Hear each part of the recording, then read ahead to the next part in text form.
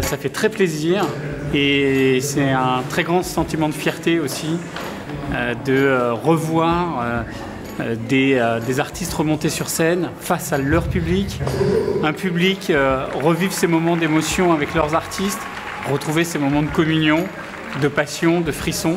À la fois un sentiment de fierté d'avoir réussi à le faire et à la fois un sentiment de bonheur de revivre ces grands instants.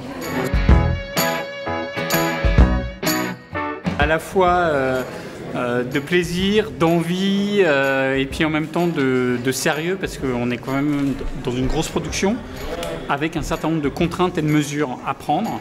Donc voilà, c'est un mélange de tout ça. Mais je crois que tout le monde est content de retrouver l'activité parce que c'est le signal du redémarrage, de la fin de cette période un peu difficile et puis qui ouvre la voie à des choses plus positives pour demain.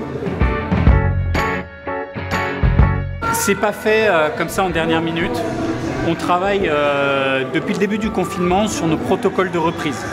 On pensait un peu plus tardif, mais en tout cas on travaillait déjà dès le mois d'avril sur la reprise de notre activité et comment on pouvait le faire, sur la gestion des flux, sur toutes les séquences d'entrée, etc. Et puis finalement quand on a vu que le déconfinement s'accélérait, on a discuté un peu ensemble avec France Télévisions avec qui on est très proche, on s'est dit mais il y a peut-être une petite lueur d'espoir qu'on ait du public. Et depuis maintenant quelques jours, bien avant l'allocution de président, on s'est dit allez on va travailler sur ce scénario, il est fou, mais il va peut-être exister. Et puis dimanche soir, quand on a appris que Paris passait en zone verte, on a dit bah go, et on était prêts parce que ça se fait pas en 48 heures. Et lundi matin, on déposait notre dossier à la préfecture pour pouvoir accueillir ce public. Deux éléments. La première, c'est qu'aujourd'hui, on est interdit jusqu'au 31 août d'accueillir des manifestations de plus de 5000 personnes. Nous, ce qu'on dit, c'est à partir du moment où le contexte sanitaire va mieux, et que le Premier ministre a affirmé que la liberté redevenait la règle, bah, tout ce qui n'est pas interdit est autorisé. Donc, à partir du 1er septembre, nous partons sur le principe que nous retrouvons notre activité. Et donc que nous reprogrammons dès la rentrée des concerts, des événements sportifs. Bien entendu, on va avoir une phase progressive dans laquelle on va mettre en place un certain nombre de mesures sanitaires, de distanciation, de gel, etc. Mais on doit reprendre parce que économiquement, on ne peut pas tenir. 5000 personnes, ça ne tient pas. On a une salle de 20 000. On sait qu'en dessous de 70-80% de remplissage, on perd de l'argent. Les producteurs perdent de l'argent. Maintenant, 31 août, date pivot, 1er septembre, on recommence. Et donc c'est ce sur quoi nous on est engagés. Et finalement, c'est intéressant d'avoir déjà ce premier signal en juin en disant ben, ça marche, ça fonctionne. On y va, on attaque les plus de 5000 à partir du 1er septembre.